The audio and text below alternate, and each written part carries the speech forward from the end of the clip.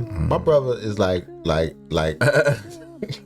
what, man? Before there was a Russell Simmons, before y'all knew, someone of the flyest human beings. Nah, some before Instagram and before TikTok Instagram, and all you used to have to take your picture. You used to have to take a photograph. People could sell them. Yeah, one of these. You just type one of them. People could sell them. It was worth a couple of dollars for a motherfucker to stand there. They put you in a wicker chair. No doubt. Well, again, we used to iron your clothes when you iron the wicker chair wizard.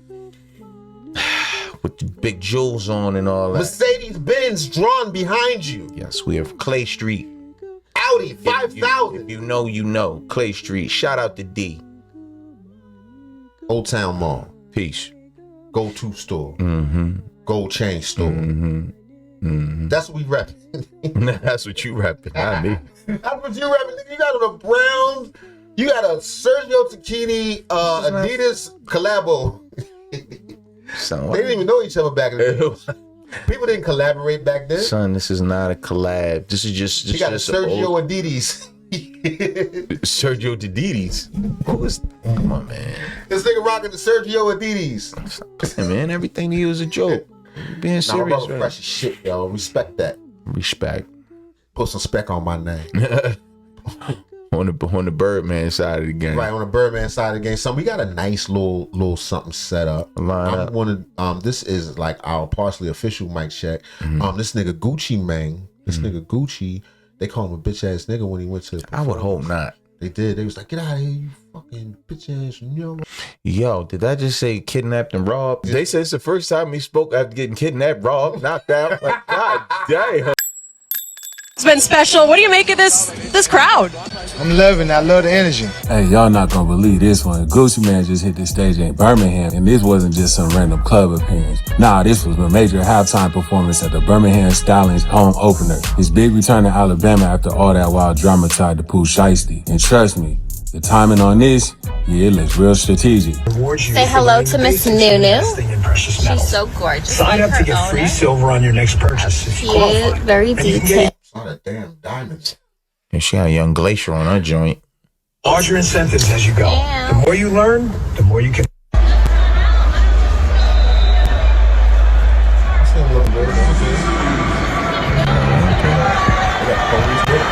Yeah. You came with extra police.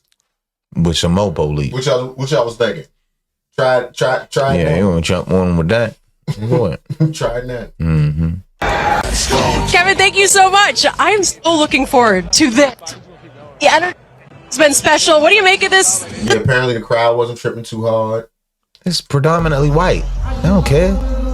Oh yeah, the whites definitely don't care. So don't say it like that. What do you mean the whites? The whites, they don't care. The whites are not even remotely concerned. Right. That's what you're supposed to do. Mm-hmm. Supposed to call the authorities. Who else will you call? No, man. I don't have a posse. Cut it out, man.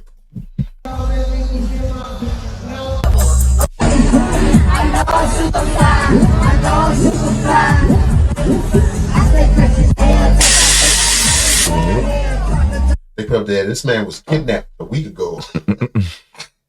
Kidnapped, they use that word loosely. Yeah. He was unlawfully imprisoned. Detained. You take somebody somewhere. Right. They just wouldn't let him leave where he already was. Thrown in the trunk.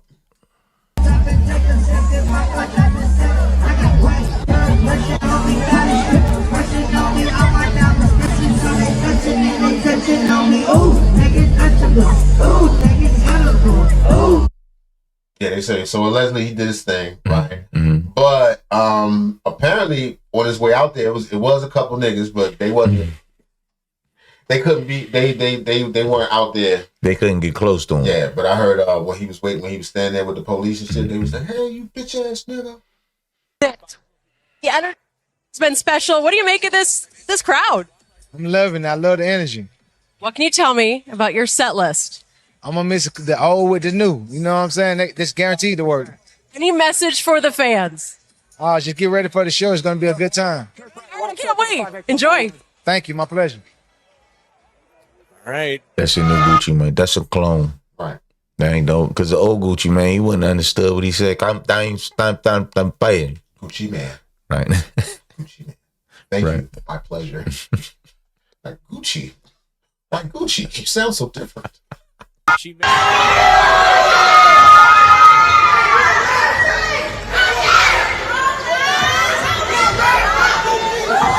You hear him? This the Negro section. But they say something.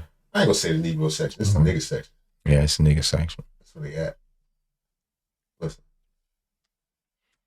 Right. Gucci Man.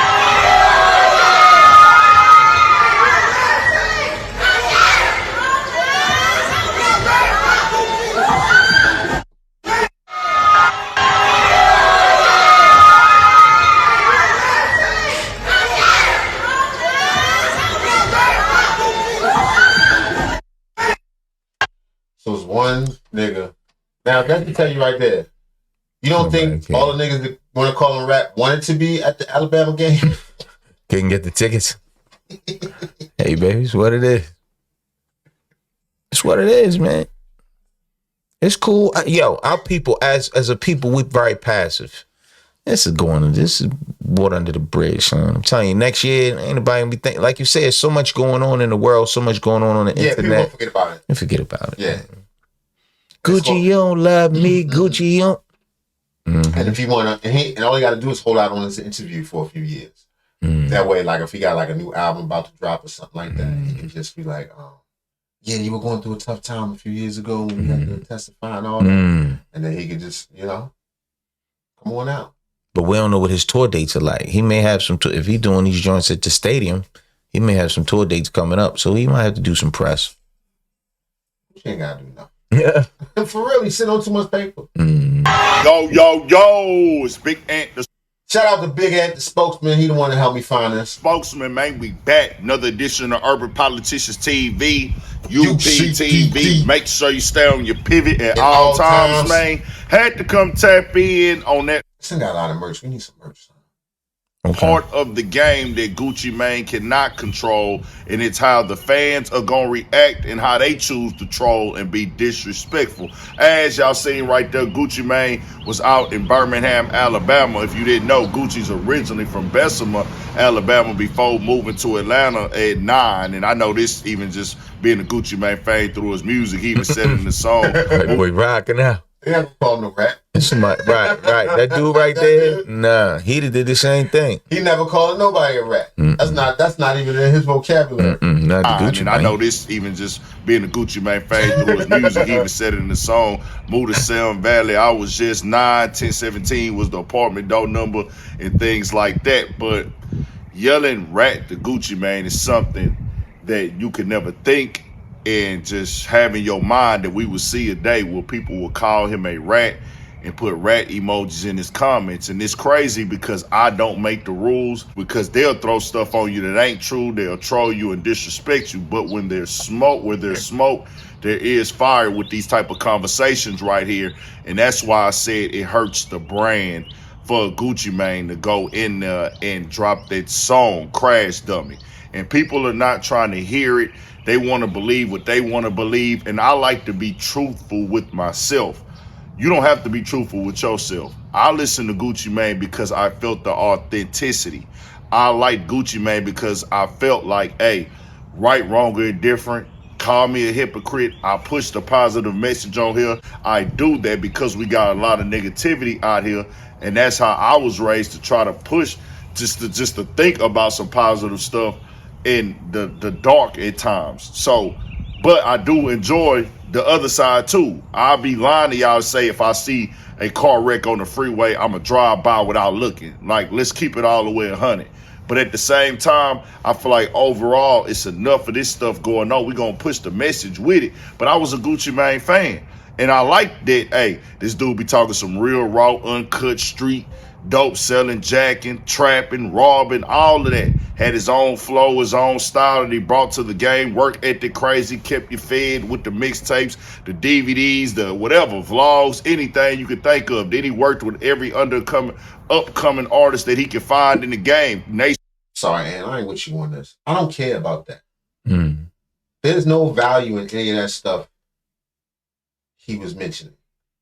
He liked his music because he kept it. That was then. It was a picture, a photograph, a point, a time, a moment frozen in time is what I'm trying to say.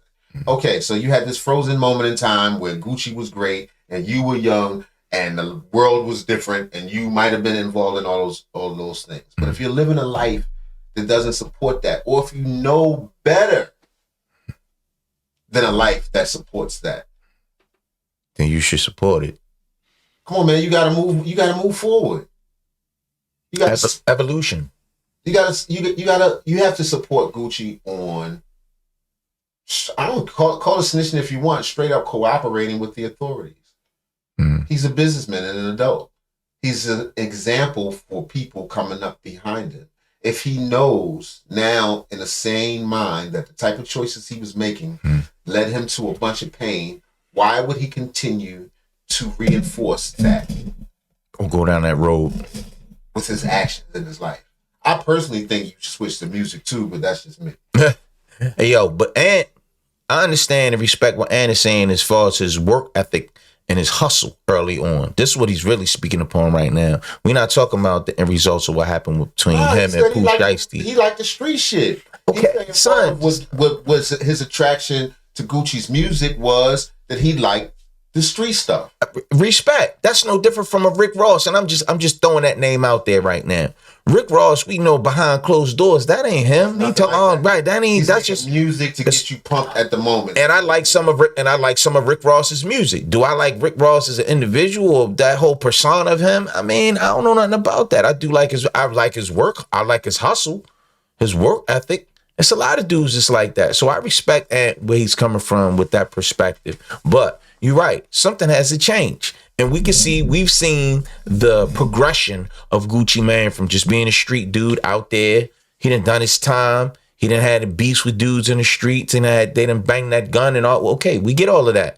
Right now, the place he's in now, with him, his wife, his children, his business, you're right. Something gotta change. Look, man, you gotta keep that street in the streets. I think it's time to openly separate the character from the person. To openly admit that in music, this is a character I'm playing, much like a actor. You know, much like an actor performing his craft, doing his thing. You know that Arnold Schwarzenegger didn't kill all those people. Right. But like Ant just said, what do you expect him to? I don't know, behave in a way that would insinuate that he would do that. You understand what I'm saying? You don't expect him to act like a savage goddamn warrior everywhere he goes. Right, at home. Right. Get down! Everybody, every day, all the time. That makes no sense. Son, but will it harm his brand? If he started being that, if he started trying to be... No, like you said, if you separate the two, this is time to come forward and say, look, man, okay, all that is just a facade. Okay, what I do and what I sing about, what I rap about, that ain't really me in real life. I'm not like that. You know, I'm a husband. I'm a father. I'm a businessman. Would that hurt his brand? I think hip-hop is mature enough to accept that. And I think that would open up to more creativity. The idea that although I'm rapping about this, I am not that. If people made that very clear, I think once you do that, then go hard as you want with your music. Respect. Because that's the character. Admit that. I'm nothing like that. I'll call the police. My guns are registered. I pay my taxes. Well, that's been proven though. Tekashi 6ix9ine, that's been proven. His real name is Daniel something. Daniel Ortiz. Yeah, he walked in. Right, but it all came out like, man, all of this is the clown, the jury, the colors and all that. That ain't real. And look, he let everybody know he's snitching. He's a federal informant. And he's still getting money. Yeah, he's still getting money. He's still eating. You know what I mean? He's still getting money, but he did come in off the backs of some real street dudes. What I'm saying is, if you remove the character from the person, now you don't have to be real from the streets. You understand what I'm saying? You just got to paint a good picture. And this is the character I'm playing. Well, all of them do that, though. They just painting a good picture. I'm just saying, I'm saying drop the kayfabe. Right, all that extra, man. Like in wrestling, is a concept called kayfabe, like when, Ric Flair doesn't hate Hulk Hogan or whatever. Yeah, for real. After they wrestle, they go get lunch together and chill. They don't really hate each other. Exactly. I would like them to do that with their on music persona versus their actual persona in real life. Respect. I think that should be a more common thing. Should be. You know what I mean? But you know, Who are we? Everybody wants to be real. The realist. Why? Anyway, we moving on from that. Who cares? Who damn cares? Who cares if he told the police? In fact, I prefer if he told the police. Man, cut out. Son. I'm about to tell the police. Ain't nobody even did nothing. Bro, about to tell him. I'm gonna just call him. Hey, This nigga snitch in the morning. One time, one of my homeboys, yo, I hit his phone, and I've been hitting him for a minute. This dude I grew up with. I'm like, damn, this nigga ain't been hitting me back. And I hit him about some. You know what I'm saying? Some, you know what I'm saying? Some some floral activity. So I'm trying to hit him. Eventually, I FaceTime him. Hit the police station. No. The number changed. This belongs to the police. This dude was sitting there with his goddamn his body suit. You hung up immediately. I was like, hey. This is the wrong number. Hey. Because I kept texting. I was like, nigga. Do you want this or not? Like, I texted him like 7 times. That's I am so all sorry. I texted was nigga. And I see red. I'm like, what the fuck? Nigga. Red. This is bullshit. That sound like you too, son. That's something that you... That shit. Sitting there, had a bulletproof vessel. Badge. Like, oh. I'm sorry. I wasn't. You not who I... You're not who I thought at all. I don't even know what I was saying. I'm in the wrong state, man. Son, chill. So what's the next joint? Drake. I don't like what they did to Drake. What you said? May 15th. All right, here we go. May 15th, we're going to get new Drake for the summer. For the ladies. No collabs. Nobody on it. Nobody wants to. Niggas no more. YouTube. Shit. 3 weeks ago, we had J. Cole come out and say, yo, it was a whole campaign against Drake. You're either Kendrick or you Drake. And you have to, you got to pick a side, boom, boom. And I felt like the nigga that was like disgusted both ways damn near. You know what I mean? So when you say, did it get out of hand? It's like, creatively, that's not my place to say. Boosie just recently did an interview with Jason Lee. And when they asked him about Drake, Boosie got in his bag. You were vocal about people not defending Drake in this annihilation of his, I mean, it's been an annihilation of his brand, of his music. I mean, how would you describe what you've seen with Kendrick and Drake? I don't like what they did to Drake, bro. I don't, I'm a fan of Kendrick, I'm a fan of Drake. But I don't like what all these artists, how they left this man hanging.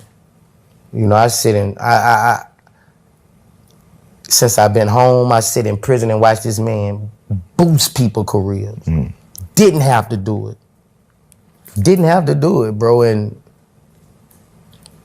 for everybody to just look the other way, like, where's Future at? They had a double album and a tour. For everybody to just look the other way, like, so this nigga put money in a lot of people's pockets. Right. Like, how do you describe what artists from the? I don't know what artists from the States has did that for other people in the States. Nobody. Like, I'm a Scorpio. I would be hurt if I was that nigga. I would be hurt. And the fucking pity the fool, the joke's on him if he go back to them niggas. But he's going back. Boosie crazy, son. Pity the fool, the joke's on him if he go back to them niggas. Nah, he will. I think we got another Boosie quotable. We got another one. He bro. They part of the reason the bullet holes in your shirt smoke. Wait, he wore that? I saw the bullet hole smoke. But the joke is still on him though, isn't it? I don't know at this point because he back number one. Everywhere I go, I'm still hearing fucking Drake. Right. I'm still hearing Drake. Oh man, you gotta love it, you guys. You gotta love when people make Drake out to be this victim who is just sitting quietly, minding his own business, and then was attacked by Kendrick Lamar and a whole bunch of other rappers. Like I told you guys earlier in the video, revisionist history at its finest. Everybody remembers drop. Why are you smoking on Kendrick?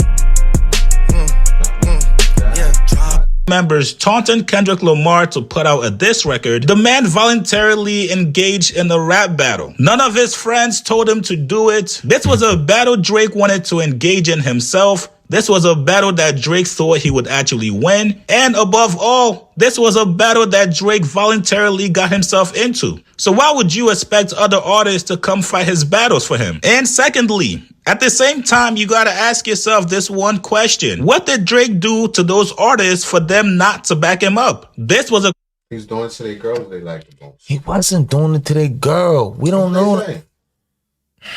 The one that they like the most. Really? Drake was taking a girl. Right. Because they all got a bunch of girls. I guess. But the one you like. Yeah. The one you put a baby in, you seed it up. Drake he got up all sensitive and shit. He's singing and shit. Right. Slide him off and fly him out. Shit. Here come Drake. They probably hated him the whole time. Tuck your girl. Don't tuck your chain. Tuck your girl. They probably hated him the whole time. He was like, this nigga. I'm so sick of this nigga. Beat my girl. Right. Because they probably all do it, but Drake go for the one you like. We don't, allegedly. We don't know that, man. He's still talking about Rihanna. He's still making little shots in the records about Rihanna and stuff. You know what I'm saying? So you think that's why ASAP ain't come to I'm telling you, niggas don't like him. You know what a nigga like that come around, you like, this nigga, he trying to fuck all the bitches. I don't be bucking off of that. No, because you're a grown fucking man. True. And you ain't tripping off of that. But when guys have a young, I don't call them little boys, but when they have that kind of a mentality, it's important to some dudes. It's very important. I guess so. Feelings be wrapped up in it. Because why else would they hate him? Especially if you've done records with him, y'all got money together. Like, why? Because there was a lot of not just not getting involved.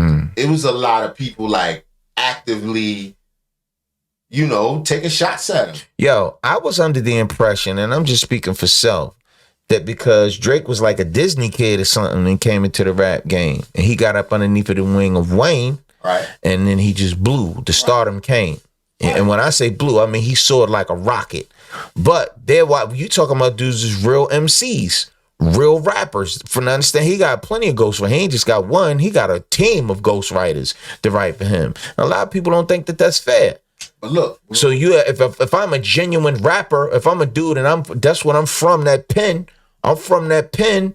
And I'm like, yo, how this dude selling out tours and shit, man? I don't forget the girl. They just like, yo, I don't even like this dude. I think that could be true for some of the older people that hated on him and shit. Like when DMX was like, and or when like shout out to X, the Ebros of the world and people like that. But I think his contemporary, like the people that actually rap around him, I think it got more to do with their girls. And I'm gonna tell you why. Why? Because the whole thing about ghostwriting, they came out. Pusha T had a ghostwriter for some stuff.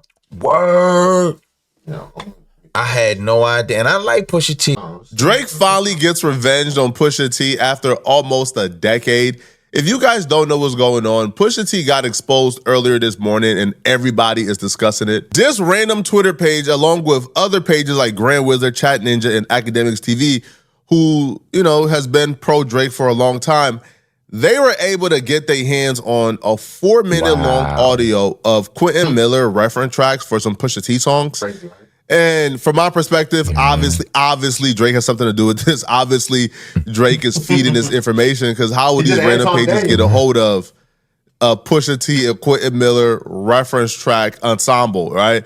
Now, the reference tracks that is a part of that audio, right, because obviously we can't play the full thing, or apparently a hook from an unreleased Pusha T track called Real Gone, supposedly from the Daytona session circa 2017 and 2018. There were 2 other tracks that are more unclear, but they are allegedly from a similar time frame. Now, the 2 other tracks people are saying isn't as bad as the first one, because those 2 other ones are apparently just hooks. The spirit of Masha and the beast in me. We can only... So, from my personal opinion, if somebody's writing bars for you, that's ghostwriting.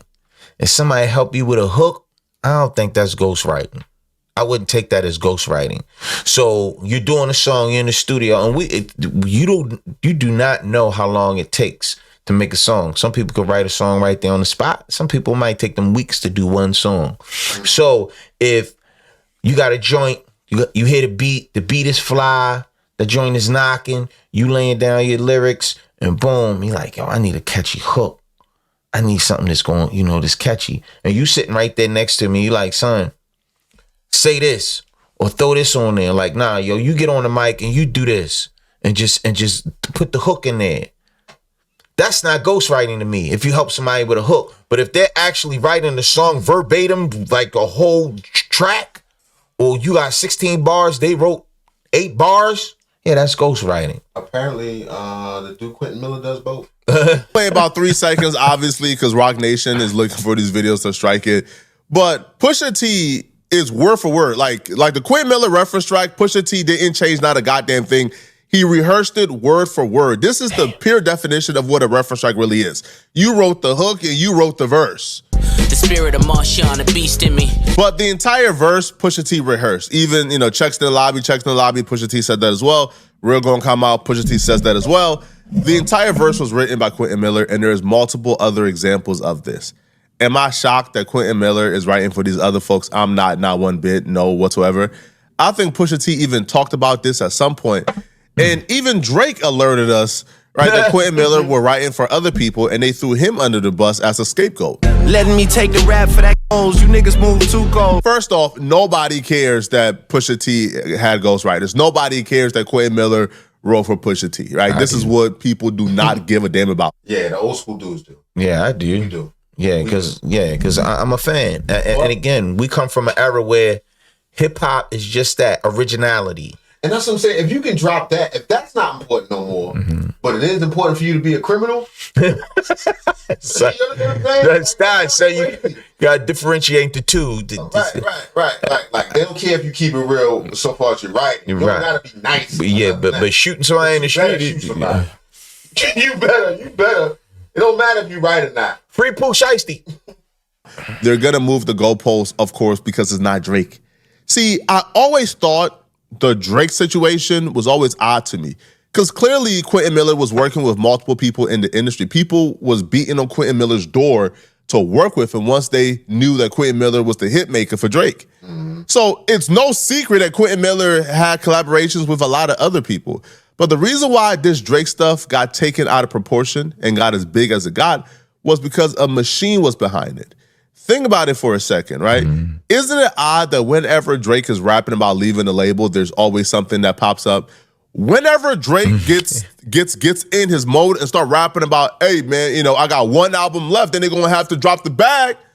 In 2015, when Drake was rapping about he's about to go independent, this the last one he's turning in, the Meek Mill tweet went out, the beef happened. In 2018, when Pusha T dissed Drake, you know what happened in 2018?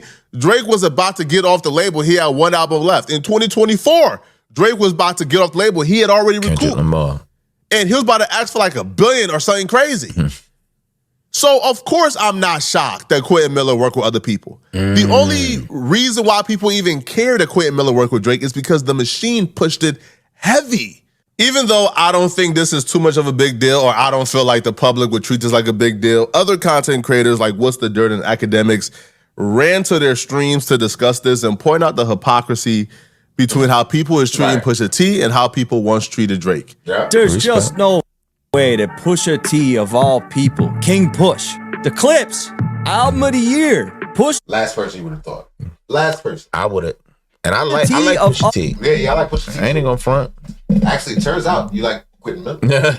All people got ghostwriting allegations, and you're not gonna believe who was with. Knew that I would be what I became. You're not gonna believe who was with. You can't make this up, bro. It's Quentin Miller. I guarantee he's very artist, because if he's not artist, he has no shame. Now I got me looking back at his discography and thinking, like, did he write any of this? Like, Lord willing, I had that poster on my bedroom wall as a kid. But my mama could see. No, I used to write. Cut it off. I could tell right away that that's Quentin's pen. That's Quentin's pen. You wonder why that album was so fire? Fire. Shout out to Quentin Miller. Anyway, next story. Mic check. 1, 2. All right. FD Signifier just went Shout out. It's tether time, everybody. Yo, for the record, we are not tethered. Nah, man. No matter what my brother's shirt says. Come on, man. We are not from Nicaragua or Cuba or whoever else wears shirts like that. If you can see it in real life, it's velvet too. What? A velour. It's a velour. He got a velour burlap It's got a burlap type. No, it's shiny. But no, we not tethered, y'all. We from America. As far back as we can remember. Except for my great son, stop saying it. It's not a dot. She was not a dot Indian, son. Somebody, who told you that? My great-great-grandmother. No, my grandmother did. She told me her great-grandmother was a half dot Indian. Son, don't believe that, son. And stop telling the world that. It's not true. Just said a feather Indian. So what is it? Is the feather or the dot? She had a mole. She had a mole. Okay, I would go with that one better. She had a mole in the middle of her forehead. Come on, man, with the story. AZ crashed out and unleashed on Tariq Nasheed. Now, watching this video, I was torn because on one hand, I'm African. So for clear and obvious reasons, you could see why I would be rooting in favor of FD signifiers and Cam James ideology. But then on the other hand, I'm friends with Tariq Nasheed. If y'all even think that's possible. Is he? FD made some. For real, he friends with Tariq Nasheed? That's what he said. Flocko or tether. Well, he don't call it accent. He can't be part of the FBA. That he means tether is people who from other countries and take advantage and add nothing back. I don't think Tariq absolutely means anybody from another country is a tether. So poetic even Flocko though it comes off that way. Is an honorary member. No, I don't think Listen, I'm not on the side of FBA, but I do understand what they're saying. They're saying we're not a group, we're a lineage. We're trying to define ourselves like here in the United States. Right, here in the United States. It's like the Jews, like, yo, we Jews. You be like, but y'all from Poland. Well, you Jewish? No. Jewish like Jew, like Jews, Jewish. We said we done broke the Jew level. Yeah, the U's, yeah. We apologize. Right, we apologize. I'm sorry right now. Algorithm up. Jesus. And who the Jews think? Thank him too. Abraham. Shout out to Abraham. Cut it out, man. Pretty strong declarations during this video. He will label and declare Tariq Nasheed's group FBA as white supremacist and blackface. He would even make a comparison between FBA and Trump's MAGA and FBA and Nick Fuentes' America's First, claiming they're one of the same. They're the same group of people, just different skin tones. Let me first tell you about FD Signifier. He's very left-leaning. I actually enjoy FD Signifier's content, although I don't agree with never heard of the brother. 80% of it. He's like very left, intelligent, smart dude. He always look like he just woke up. He got that kind of face. He got them kind of eyes. You ever seen people? You got like boogers in the corner's eyes? I don't know if he got boogers. I don't know, the resolution ain't that high, but he just got the kind of that kind of face look like, you know what I'm saying? With the lines on his side. Right. Anyway, you'll see when you see him. But he does great content and but clearly more left leaning than Tariq's more hardline right. Delineation, FBA, everybody's coming here to use us, and he feels like that contributes to a toxic environment amongst the blacks. All of us amongst the diaspora, which I agree with to some degree. Even though I'm not a tether, but I already hear you. I ain't got to explain shit. Nasheed has said that FBA is not a group, is actually a description for a group of people, who share the same lineage. That's his explanation for it. Now, I'll be real. I feel like you kind of have to say it's not a group because once you start labeling something a group, once you start saying this is a group, well, a group has to have a leader. And then once you identify yourself as a leader, you're not responsible for that group. So let's just say somebody who identifies as FBA.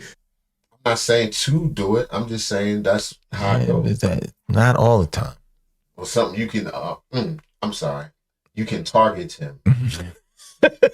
Right now, the federal government is looking at Tariq Nasheed and looking at the group now and trying to put, identifiers on it. So it's very smart to say it's not a group. Now, FD would also go in on Tariq Nasheed, claiming that Tariq Nasheed is a fraud and a grifter, and he doesn't like him and never liked him. But no, I don't have any Jamaican, Nigerian, Caribbean, or African direct descent. Said earlier, here's the official FBA website.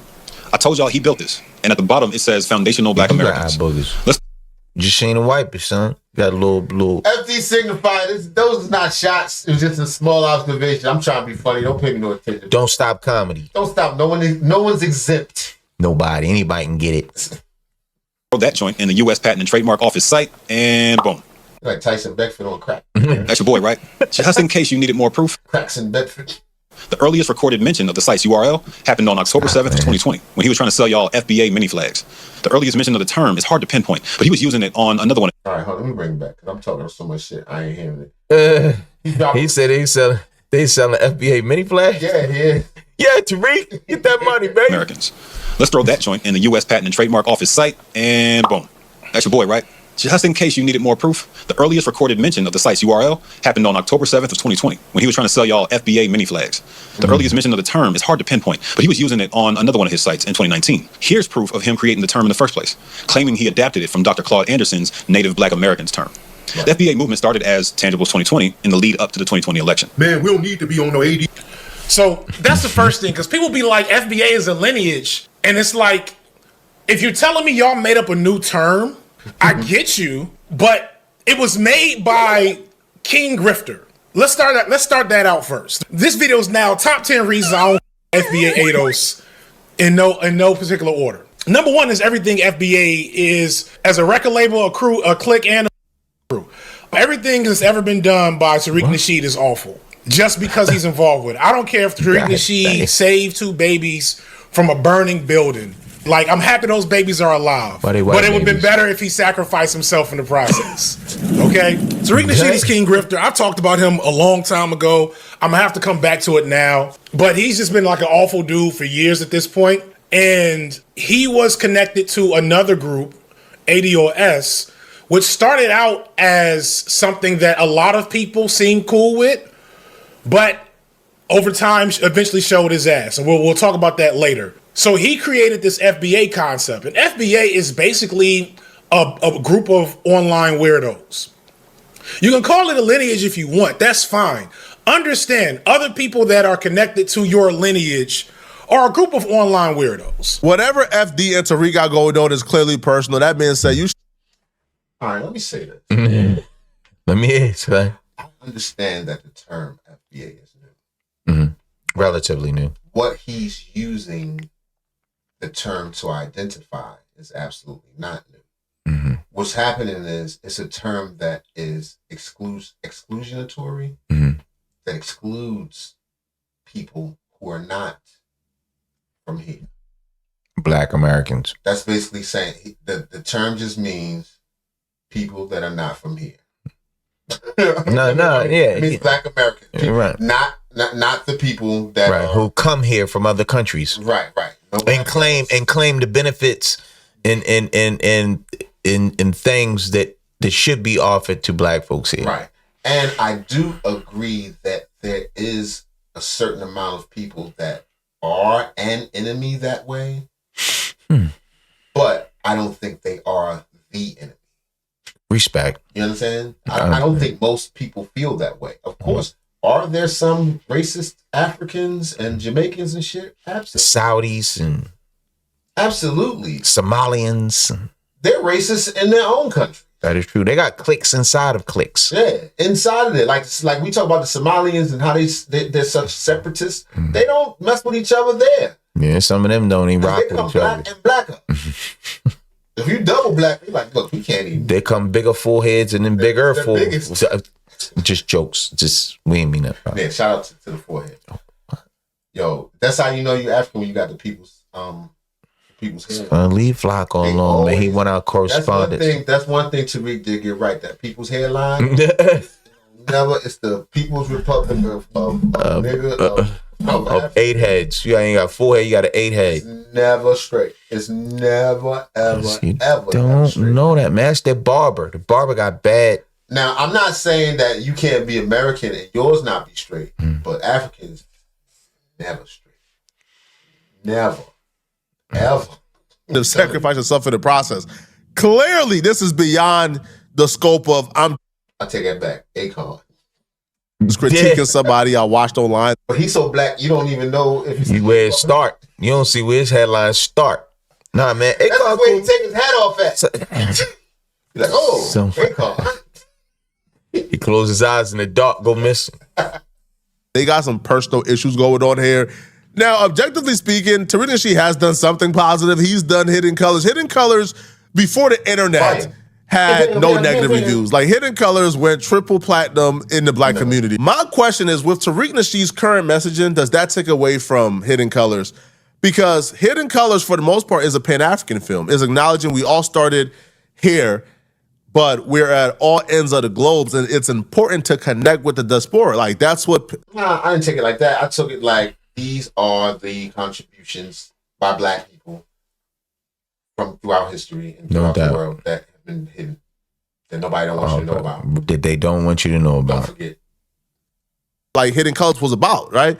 Where Tariq Nasheed goes and he shows, yo, Africans exist here, Africans exist here, Africans exist somewhere in Asia, right? We're all over the planet, and it's important to connect with our people. But Tariq Nasheed currently, you can say, is an isolationist. So if you're an isolationist, does that interfere with how Hidden Colors is going to age to his audience? But FD will blankly call the FBA dudes weirdos. Now, I'm very hesitant, even though you can look at the online activity and probably come to that conclusion, I'm very hesitant to label and describe a group of people based on a niche community online. Because what FD is talking about, he's talking about the dudes who are on Twitter where they're under the comment section of every immigrant calling us racial slurs, right? Calling us tethers, right? The tether hairline, right? Now, I'm sorry, Flacco. I really appreciate your work. People talk about you all the time. We do. I think you dope. For real. You want our correspondence, man. Yeah, you're an investigative reporter. We always go crack jokes. You just keep playing, man. Stop being so mad. Man. They will say that tether is an actual description of an immigrant who come here to cosplay as a Black American. That's what they will say. But then they say tether hairline. Oh, tether back. I'm sorry, Flacco. Damn. Say that, man. I was kidding. Shots fired. God damn, answer my email, man. The hairline, right? Now, they will say that tether is an actual description of an immigrant who come here to cosplay as a Black American. That's what they will say. But then they say tether hairline. Oh, tether babble. Tether this, tether that, right? Like, you wouldn't say tether hairline if it was not a racial slur, right? It's a racial slur. You know it's a racial slur? I'm trying to racially slur. I'm with Flacco. I am with my brother on this. I was legitimately kidding. I was just fucking around. But I do hear what he's saying. People use tether as an immediate shot. I know that because they call foreigners. Whenever you criticize anything from Black people, they assume you must be from Jamaica. Or somewhere else. I'm not Jamaican. We're not. Not anymore. It was a little time in the early 90s. Shabba Ranks was out. Maxi Priest. Son, you was an OG. What's your name was, son? Businessman. Oh, my God. What a blood clot. Yeah, one dread. Colorful belts. Man. In reality, never ate Jamaican food until then. Never even seen it. I didn't know what to order. My Jamaican friends was like, hey, let's go to the Jamaican restaurant. I was like, yeah, our restaurant. Like, hey, man, yeah. Red snap and okra. I was like, whoo. Fish had the head on. Oxtails and peas. What? Now I want the head fish there. All right. Son, cut it out, man. Flacco shit, man. It was a description for somebody who come here and cosplay as a Black American. then like you would use it as it's defined. The minute you start to use it outside of the actual definition and description, it then becomes a racial slur because you're using it to dehumanize somebody based on what? Like their lineage or the country they're from. And it's wrong, right? It's wrong. But I don't know how many, FBA members or people who identify as FBAs, I don't know how many of them truly identify with the online activity. They're like Black 4chaners, Black Reddit energy, a bunch of white nationalists and blackface. You say they ain't just online, I'll take your word for it. I've never encountered these niggas in the wild. Now, they may flow into different versions of hotepery, which has always been here, but the people that like brand themselves with ADOS are just a lot of online weirdos. So, no, I met people that claim FBA in real life. I haven't. Man, I know a couple people. yeah, in real life. FBA, I done heard it at the comedy club. Like, all right. We need to be bad. 2020. Let's listen to that one more time. 2020 election. Man, we don't need to be on no ADOS, man. We need to be Pan-African. That's what Pan-Africanism is. Us fight for everybody else to come over here and get some of the resources that we've helped accumulate for them, and then they turn around and say, okay, thank you, Wakata, and I'm about to go work with these white people. Back then, Tariq was in There's so much to unpack there. tragedy. I mean, let's first still, man, where some of this comes from and talk about that term, Akata. A term I literally, my entire life, I just told y'all I grew up around Nigerians. I have never heard that term my entire life, in real life. You wouldn't, nigga. Yeah, I'm right with you. You think they can't tell you right there, nigga? You're right. I've never heard. No white man never looked at me and called me nigger. A strong R. Not with a hard R. To your face? Not in my face. Maybe in the car. That term my entire life. I am 43 years old. I grew up around Nigerians. I hung with Africans. Dated the baddest Sierra Leonean chick at my school. At Clark. Never got hate from Africans in any form or fashion. But the problem with this is FD is undermining the experiences of a large group of people. Right? If a large group is telling you, hey, we experienced this at the hands of these group of people, then it will be silly to say, no, you didn't, because my experiences were positive. If their experiences were not positive, then, then that's fair, right? That's because they thought he was one of them. He got them eyes. Son, stop with the brother. Like he just woke up. Yeah. What is them eyes, man? You know what I'm talking about? Them eyes. Not sleepy eyes, but woke up eyes. Okay. All right. Just rolled out the bed face. They have a right to express, hey, I was called Akata, hey, I was called this. They have a right to express it. But what I do think is often done is they will want their experience to be acknowledged, right? FBA will say, hey, this happened to me. These immigrants be undermining us. They're pompous. They treat us like this. And that's fair, right? That's the lived experience. But then an immigrant will say, hey, I was called, like African booty scratcher. Hey, I was called this growing up. Hey, I was called. And they're like, shut up, nigga. For real. The same. That's the response. Shut up. Because you is. Son, it's not funny, man. I think it's a joke. I'm just saying that is the general sentiment. I'm not part of the group. I mean, I'm in this. Yeah. FBA. I'm a lineage. I'm a lineage. What? This growing up. Hey, y'all was really mean to me for being African. Hey, y'all did this. And then the FBA will say, man, stop it, bro. Man, bro, stop lying, bro. Man, what you mean, bro? What? So when you got teased as a kid, that's it? Nah, man, all right, bro. And it's like, damn, okay, so if we're able to acknowledge your lived experience, you're incapable of acknowledging their lived experience? Because they come from a country, nobody ain't cracking on each other. You don't know that, man. They don't. If they did, they wouldn't wear the shit. You know what I'm saying? They wouldn't do that. Man, nobody got no shoes. Right. They wouldn't. Nobody got no belts. We're not gonna take no more shots. Right. Obviously, this is a touchy. It's a touchy subject, son. This is hurtful. I didn't know y'all was hurting like that. Flacco said, "Look at the headline, son. Look at his headline. Right, he probably just got a fresh cut right there. He can't do it. He's sorry. Like what? I get it. I'm sorry, Flacco, and everybody else I know. Did I really clown the Africans like that? Not really. It was all right. I don't be shooting. A little bit. I mean, that's just everybody. Son, like you said, it's just don't stop comedy, man. Nobody. No, I'm talking about real. I'm trying to remember as a kid. Yo, you got jokes. Everything is funny. Yes, you did. Everything is funny to you. I probably did. But that was everybody. Shit, nobody got clown more than me. Shit, y'all get some chops. They said, yo, Africans who are anti-black exist. Jamaicans who are anti-black exist. Immigrants who are anti-black exist. But there are also, right, Black Americans who were born and raised here who are also anti-black. But somehow, I think FBA is holding all immigrants for the actions and the sins of a specific group, of a very small group of people who are anti-black. And it's like, hold on, if we held all native-born Black Americans to the crimes and sins of a select few who are anti-black, that would be unfair. So why do it to us? I'm not saying it don't exist.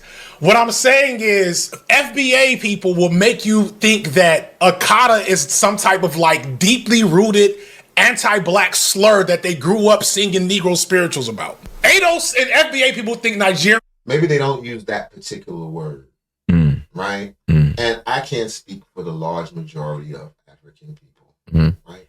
But I can't speak for any, for real. But for anybody. But in my experience, more than once, more than twice, more than 10 times, because for a while I was working in the medical field, and with the Africans, my experience from adults, you are generally considered inferior. From my perception. Maybe I was goofing off. You know what I mean? Maybe I didn't fit into how they thought I should have performed. But I wouldn't say that, honestly. So what you trying to say, was it the way they spoke to you? Was it the way they make you felt? All that. Or they just felt like they made you feel inferior to them? Like they better than you? Yeah, treated me. I mean, I'm not gonna accept that. You know, but I'm just saying it's been situations where the African people definitely have treated me worse than a white man. Damn. Definitely. Do not speak to me right now. We're not even talking about a supervisor. Oh my God, this is just a regular. A co-worker. Like co-workers Right. try to. Right. Nigga, you just got shoes. You just got shoes. How you gonna... Right. Trying to tell you how to do your job and all. You don't even wear deodorant. How you gonna tell me like... Right. Like, for instance, like one time I had a client I was supposed to shave. We ain't going into it, but I was taking care of a person that needed to be taken care of. Okay, respect. And you know, he's black dude. So I was shaving him, but I ain't shave up. I ain't shave his whole face. I ain't shave his mouth out because, you know, normally black people don't do that. So you didn't shave his mouth out? Right. I ain't want to shave his mouth out. You know what I'm saying? My brother, he got a little Russell Simmons thing going on. That's different. It's not what you know, so I shave him. I give him a little, you know what I'm saying, a little mustache. 1, 2, yeah. Little chin or whatever. Hook him up. Yeah, goatee. Yo, this African dude, he not my supervisor. He's my shift change. He come in. This is not proper. This is not proper. That's how they speak. That's how they speak though, son. You took it. You must shave his entire mouth. I did shave. Now you want to fight. My client, son, maybe it's a cultural thing. Maybe that is how they speak. That's how they speak to other Africans or wherever he's from. You know what I mean? We speak a different language here. We know it's a certain amount of respect. He's also doing it to the same girl for a while too, so that probably. Oh yeah, man. Who told you to do it to his girl? It wasn't his girl. It was the same girl. Oh, all right. This nigga married 3 times. He had like 3 wives. It probably felt some kind back of way. in the country and shit. Try to get her to be a 4th wife. So maybe that's why I didn't like. Actually, when I think about it, that's why he didn't like you, because you was having sex with. Because actually, the dude used to come in before him wasn't too bad. I don't think nobody can care about all. Things are the black Targaryens. Oh, what were the actual black Targaryens? They were the Valerians? Valerians. That's who Ados actually think Nigerians are. Real talk. They talk about Nigerians like they're supervillains. It's hilarious. They talk about being called Akata as if African booty scratch wasn't a comeback. But we don't feel like that about y'all as a culture. That's just kids because you look funny. And we call you booty scratches. Yeah. And you don't wear deodorant. Yeah. When you walk by, this funk is like a force field. But it was never like we didn't mess with Africa. Shit, we walk around with medallions and all that. No, man, posse badges. Yeah, that's kids playing. Kids are gonna pick out whatever it is that's unique about you. And kids can be cruel.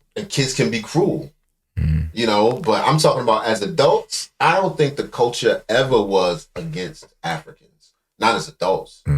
No, I can't think of a time other than now, this current FBA period, I can't think of a time where Black Americans were not generally receptive to Africans. We're receptive to every freaking body. For real. They just wasn't that receptive to us. You can come to the hood and be anything. You know what I'm saying? You know how I feel about that. You know, I think that ain't cool. But, you know, here we go. So Juicy made a very good video about this now 4 years ago. Right? And Juicy's I love Juicy's analysis. Juicy's very balanced, but very principled. I'm going to just put this in the description or whatever. If you want to talk about that there is reason to critique some Black immigrants, especially in the media space, on their anti-Blackness, you can do that. That is a real thing. There is a propensity for behavior to come from a Black immigrant populations. Like Juicy so perfectly looks the part of like the 92% and talks that game that the black liberals be getting so close to her, and as soon as Julesy lets that little communist flag fly just a little, but they be pearl clutching when Julesy gives them some materialist analysis and calls out the. Oh, I love Julesy for that. Oh, there's critiques to make about black immigrant populations and specifically their relationship with the media and how they're amplified in media. There's definitely a conversation about that. There's a conversation to have about anti-blackness from those populations because there is a propensity for anti-blackness. Because first off, anti-blackness, as I said in another video, everybody's got anti-blackness in them. Every single last one of us. Now you're either actively negotiating and fighting against it internally, you're actively resisting anti-black tendency. Everybody, even the people from Tahiti, they got anti-black in them. Anti-black. At some point, if I would say a lot of that is propaganda through the media. There's a certain way that we're depicted in the media where I don't care where you come from, even here in the States, we hate ourselves, man. It's the reason why we're killing one another in the street. So I feel anti-black culture sometimes. No. Black American culture. Yes, I do. I'm talking about, when I say culture, I mean the toxicity of hip hop and that culture. Okay, fair enough. So somebody's I don't want nothing to do with that. Respect. Not times, most times. So peep game. So then you have a person who's come from another country. They only know about what they see online, on the television, through the media of how we are. They'll see you're a law-abiding citizen. You're a father. You're a taxpayer. You're a businessman. You walk down the street, they're clutch. Oh, here comes one. They could. They could easily do that. They don't differentiate you from anybody else, from the little thugs with the poo shiesties and all that. Well, I mean, of course, you're older gentlemen, but I think they don't. Be true, but I don't know if that's even true anymore. I do. It depends on how you roll. You can tell the YNs. You can tell them a mile away. Yo, but you got places in society. That's why the quarter zips thing was so crazy, which I knew was going to disappear in 2 minutes. I don't even know why that is. Right. It's hard to commit. That's why they couldn't keep doing it. They liked the quarter zip. They thought they were fresh. I'm not talking about the YNs. The aesthetic of Dirty Hood Booger. Respect, but that's what they are. What I'm telling you is, as black folks, black women, black men, black children, we're seen in a certain light, and that's across the board. And I'm not saying everybody. I'm not saying everybody's like that, but you see it. We've seen it on numerous occasions. We just saw it with the brother that just deleted his whole family, 31 years old, with all the children. They find babies on the roof and everything. That's blasted all over the media. Let him be a European. I'm not saying it wouldn't have got coverage, but it wouldn't have got coverage like this. Sure. Hell no. Sure. Hell no. No. That's a terrible. That's terrible, son. And let me also say this. I don't feel like that reflects on me one damn bit. No, you should feel that way because it doesn't. But I'm talking about from an external standpoint. I'm talking about how people looking in. You're right. You may feel like it ain't got nothing to do with me. I'm nothing like that. I don't feel that way. Nor do I choose to believe that most people feel like that. Shit. Yo, you got places in the United States where they don't even see black folks. You got places like you said, Montana, the Dakotas and all that. Ain't no black people live there. They only see what's fed to them through a monitor. So they don't know. They don't know any better. True about some parts of this country with white people. That's what I'm talking about. You got parts of the hood that don't know anything about white people except for what they see on TV and the news. That is true. But that doesn't make them intrinsically fear white people. Well, then again, yes, it does. These niggas damn sure scared of white man. They scared of them. The police. Yeah, they scared of them. I don't know, not no more, son. They wild. Right. Yeah, the 5150 show was last night. Corey showed up with a bag of dicks. He did. I don't know if it was a real fight, but I'm just saying, like, if that was a real fight, this is why when you have anything popping, you can't kick it in public because somebody looking for that recognition for being the one that slapped you. Corey showed up with what, son? With a grocery store brown paper bag of dicks on his head. That's real. Or get slapped by you and then try to hustle it. Mm-hmm. So I'm just saying, like, old girl Ice Spice, she had a homegirl with her, obviously, because her homegirl didn't swing. Oh, they really So threw there was an hands. actual physical fight. See, I just saw like Well, the girl slapped her. Oh, I didn't see any of that. See, I don't know. The girl, I think her name is Ice Spice or whatever. And she was in a McDonald's, and the girl walked up. She walked up to the girl she was with first, and I know she was doing that to check the temperature. Once she found out she wasn't on nothing, she walked up to Ice Spice, kept getting closer, voila. What was it all about? Who cares? Who cares? Let me ask you something. If that girl Ice Spice would have pulled out a goddammit and ended the girl, is she wrong for that? No. If you don't know me and you hit me, I am not going to act like I got love for you. Because I done seen some dudes beat up dudes before. Like, straight up beat up somebody to the point where the person is unconscious. And you. We saw Corey beat up a girl in front of the comedy club one time before. He just hauled off and slapped her. Oh. Tell that's what he wanted to do. Yeah. And I'm like, well, you picked the right one. You picked the right one. Because all that beating up somebody when you grown is different than when you in grammar school. When you in grammar school, when we grow up, that was almost just the way it is. Yeah. You're going to get into a fight. Even junior high. Yeah, 40, man. Man, in grammar 30, school, man. Oh, that's Siri ducking in on our conversation. But look, once you grown and you pay bills, you shouldn't have to fight nobody you don't want to fight. That's real. If you don't, I tell them, I don't want to fight you. Fuck, they say it's a fair one. Fuck a fair one. Ain't nothing fair. Ain't nothing fair. They say it's a fair and they take you to court. You can't These fight me. motherfucking suckers out here. Nigga with dirty nails want to fight me. Nigga, go clean your hands, nigga. What the fuck you want to fight me for with dirty hands, motherfucker? I'm too grown to do all that fighting. I ain't saying I'm above a fight, but what I'm saying is if I say I don't want to fight you, leave me alone. I'm doing you a favor. Is that what he said to Anton Daniels? He told Anton Daniels, man, I don't want to fight you, man. No, he didn't say that. Anton stood up and was like, man, we go out back, man. We go ahead and square this shit up, man. We good. Corey, he should have just right there said, look, man, I don't want to fight you, man. I'm too grown for this. He just was in a fighting. He did everything but get into a fighting stance. Oh. He had a fighting face. Oh. He did a fighting walk. He had a fighting posture. He got in the fighter's seat. Oh. But he ain't want the smoke. Yeah, But when I say that, Yeah. hey man, I don't want to fight you, man. Leave me alone. We can thumb wrestle, nigga. Why I gotta get my clothes dirty?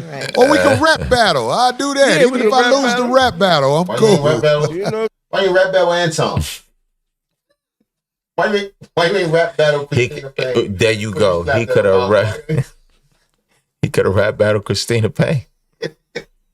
saying, but yeah, fighting is for suckers, man. But what's sad is I think it's the younger generations and young in the mind, because it could be an older person, but young in the mind, that equate stuff like that happening with respect. And it's like, no, just to fight somebody like that. That's what that. No, but D, look, check it out. I don't know you. D, right? Can I tell y'all something? Yeah. The restraining order over. I could talk freely. The bitch was following me around for the longest, fucking with me. I'm talking about that funky ass bitch. The restraining order over now, so I could speak like the fuck I want to speak. This funky, dirty bitch, dope fiend bitch, kept following me around, fucking with me. Right.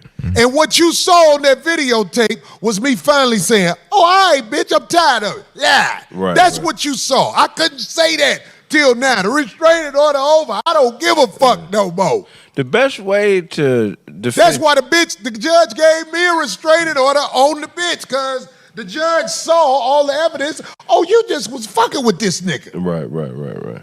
But I'm saying, like, these niggas out here, it's different. A nigga. I'll man, fart on look. my hand and slap you with the same hand. Say that again. Rather than fight you.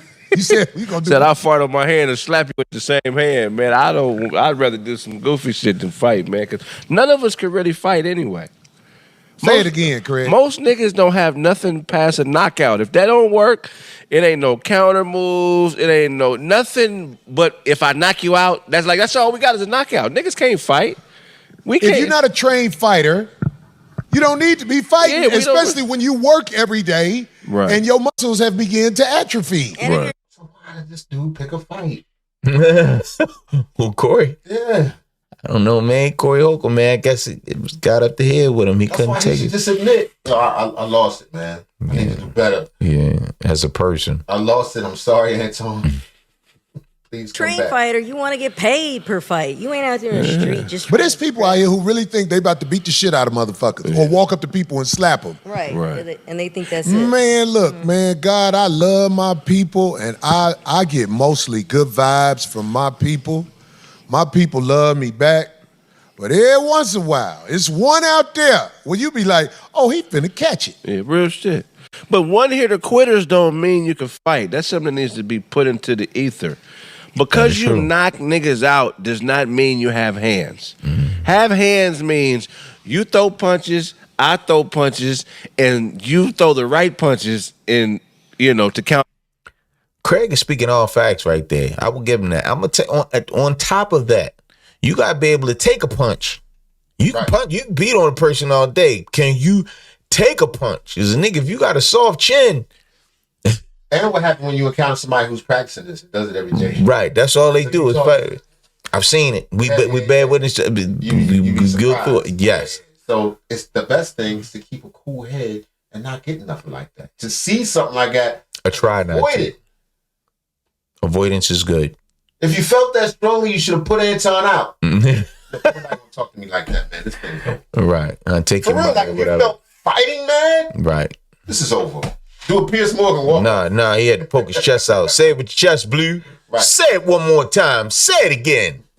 My punches. It ain't you hit a nigga, he sleep. Oh, nigga, no, that's not. You can't fight. When I was young, I just felt like whoever I got into a fight with, he just not gonna whoop me. Right. When I was younger, I used to feel that way. Whoever I get into a fight with, and I used to be confident in most fights. I'd be like, oh, this motherfucker think I'm... Yeah. Okay, let me show this motherfucker what's up. Because I got when you play basketball, you get into fights. Yeah, all the time, yeah. When you at the gym hoping you're going to get into a fight. If you don't bend your knees when you throw an uppercut, you can't fight. Niggas be straight-legging uppercuts. You got to bend. You got to torque your hips. You got to use your whole... Niggas with real hands, they use all their body to throw punches. They don't just do that. You know what I'm saying? It's like, it's an art to it. So now if you ain't took no classes, you ain't registered, you shouldn't be fighting. You should be doing the shit you know how to do. Arguing with motherfuckers. And that already is not cool. Somebody in the chat said, can you take a punch? But look, that girl, Ice Spice, when old girl slapped her, she stood up on that chest. She was trying to, I don't know if she was trying to get her back, but dude came in and did something. I don't know, because in Hollywood, to be back in the limelight, people will do anything. Where was that? And that's how you get in the limelight most of the time is with drama. But all I'm saying, if this is a real fight, that girl who don't know her walked up on the both of them, and whatever happened to her, I'm just telling y'all, I am not a judge, but I will let you know. If you ain't got nothing to do for a week, hang out at the courthouse. I swear to God, it ain't number bitches in there acting the fool. Them judges tired of them bitches. Them judges tired of them bitches coming in there acting like they are victims. I got a restraining order on that funky ass hoe. This is what TMZ wouldn't say. Because the bitch was fucking with me. How the fuck you get hit by a dude and you motherfucker got a Who he talking about, son? Who is Corey Holcomb talking about? Talking about, allegedly, he's talking about Miss Christina Payne. The one he popped across her mouth. In front of the comedy club. In front of the comedy club. And then he kept trying to beat her up when people beat him up. Well, initially he said that she stepped to him. Initially, she was following him around. Yeah. Every time he come out there, she out there and she be harassing. And she stepped to him and swung on him, and he was defending himself. But then the video came out. He ran up. Yeah. Don't that tell you something? I couldn't say this until now. The restraining order over, nigga.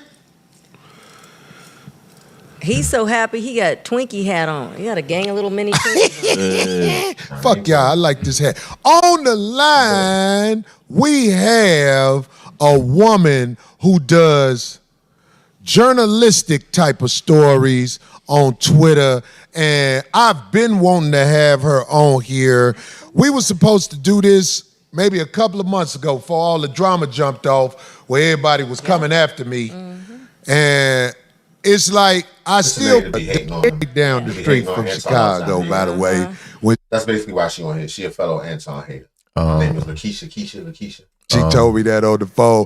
Keisha, can you let everybody know who you are and your line on social media so they can see you? Because you have the most authentic show out there. You learn as you go, and you be saying, y'all, I got to learn how to work this right, but I'm going to get it. I love that about you. Keisha, what's up?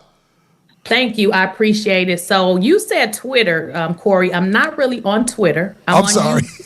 YouTube. That's right. All you know is she hate on Anton. That's it. Bro. Just come on. Come on. Speak bad about Anton.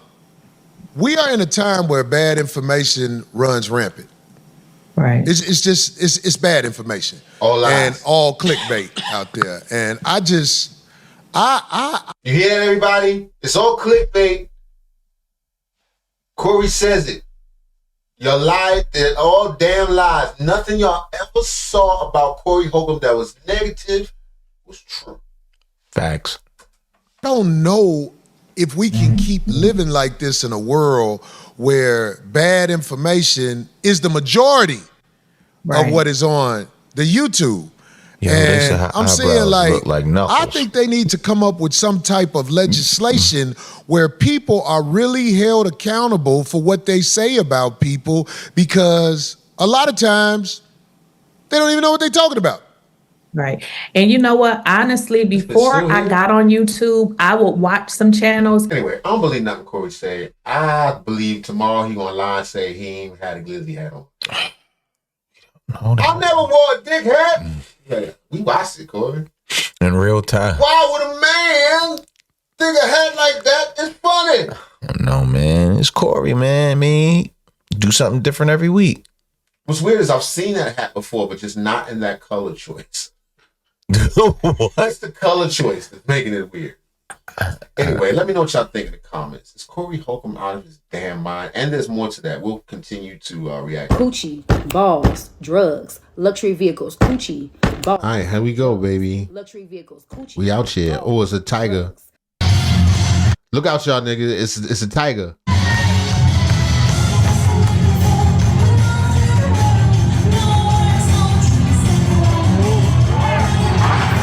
Whoa, wait a minute, nigga.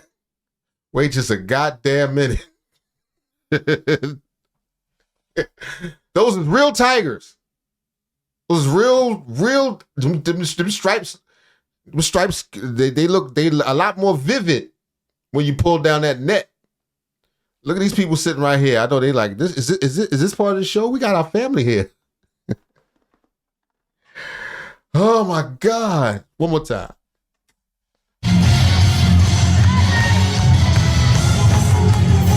Listen, let it go. Watch the stream. Oh man. Oh man, this gotta be in Russia somewhere. This somewhere with less rules. See, that's the thing. Y'all always be talking all that about America. America, you'd have never had these tigers this close to people. It's no barrier. It's no barrier. What if the tiger just felt like jumping? They right in the tiger face. Tiger like, yeah, look at that. You face to face. This family is face to face with tigers. This is the only person to know. This whoever's like, this ain't good. That's what this means. This ain't good. You don't want to do this for yourself. You want to do this, whenever you do this, whenever you do this, you want to do that for somebody else, not for yourself. You don't want to do this while fearing for safety. All right, one more time. I was feeling the joint they was playing. Oh, I just can't even believe it. Oh!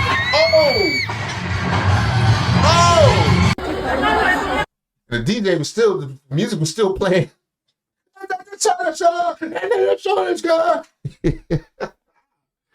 That's some gangster shit. Shout out to Ukraine or whatever. This is out there in Ukraine. You only got a couple tigers left. That's all that's left of y'all zoos and circuses. So, you know, if you're in Ukraine, you try and get it popping. You like, look, it's a war going on. Fuck it, let's just bring out the tigers.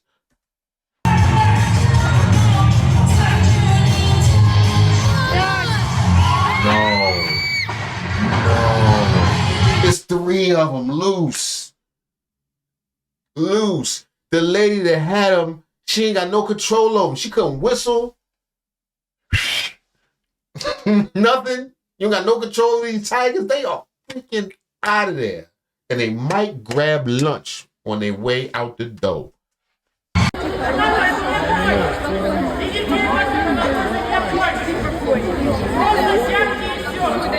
Oh my God, it's just right there. Yo, they scared to move.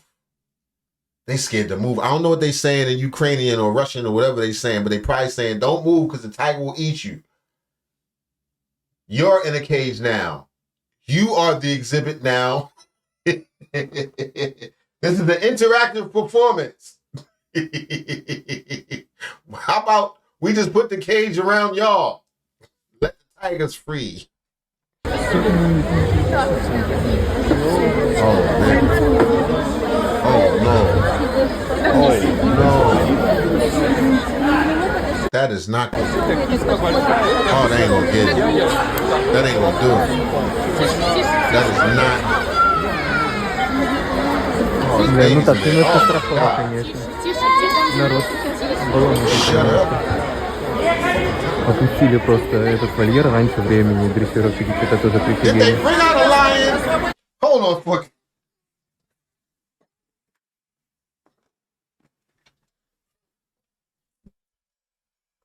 Is the lion watching this? We can't even hide in the cage. Y'all still got the spare lion.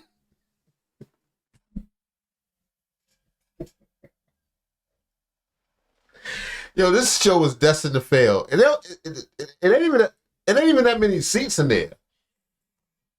It's a real circus under a big top. It's like the Universal Circus with just tigers and your family. You sure this is a circus? You sure this ain't like the cartel or something? It's a lion. You got 3 tigers roaming the room and a lion in a cage. And us. Who, how much was these tickets? Народ баллон немножко. Опустили просто этот вольер раньше времени, дрессировщики что-то тоже прифигели. Ой, тоже немножко перепугался. Мы с Олей вообще вот здесь сидели, вот в итоге под эти трибуны начали залезать, потому что он прям возле нас был. Y'all moving too fast though. It's 2 more tigers in there. Y'all need to. Уважаемые зрители, соблюдайте. Remain seated. Hell no. Not with all these tigers in here. I hate this circus. You definitely getting a bad Yelp review on this. This circus is bullshit. Пожалуйста, спокойствие. Сделайте только хуже. You only from bullshit, Smith. That's this show. Hold on. They call it, I don't know what, for tiger. Oh, this is all he got his baby.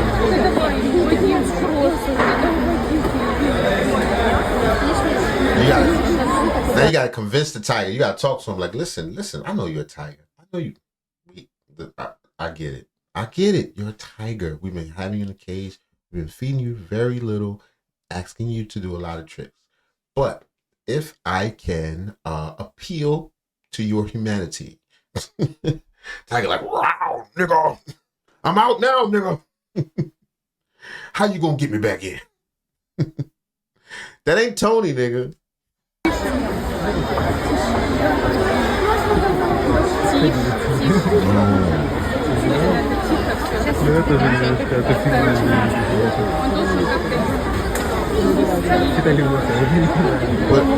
Put him on the leash on. How you catch him in the first place? You know what I'm saying? Don't start nothing new with me. How you catch him the first time? Do that. With a net. With the Indian people, whoever grabbed him out the jungle. Тигр тусуется. Тут главное не двигаться. Like Siberian type. Don't eat them. Кажется, кому-то влетит. У нас вот это кто там? Вот на голову там. И все, и тигр сразу. Y'all gonna turn this off and leave me on this cliffhanger? Jesus Christ. Anyway, I just had to show that to y'all real quick. I swear to God, I'm about to get into the show. All right, first video coming up. Dr. Umar, brand new live.